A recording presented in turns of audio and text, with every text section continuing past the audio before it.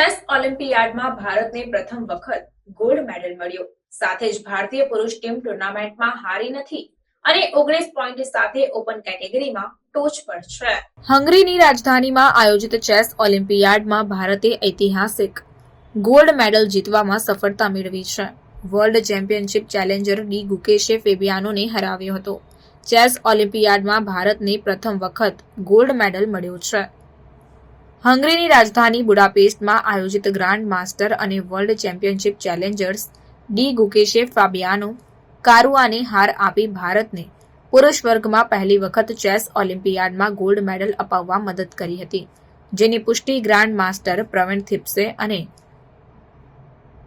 પ્રજ્ઞાનંદાના coach RB રમેશે કરી છે. RB રમેશે ટીમને ગોલ્ડ મેડલ જીતવા પર શુભકામના પાઠવી હતી. પ્રવીણ થિપ્સે કહ્યું, જો ભારત 11મા રાઉન્ડમાં હારી પણ જાય છે તો પણ બીજી ટીમ સાથે તેના બરાબરીના અંક થાય છે, તો પણ ટ્રાય બ્રેકરમાં ભારતનો સારો સ્કોર છે, જેના કારણે ગોલ્ડ મેડલ પાકું છે.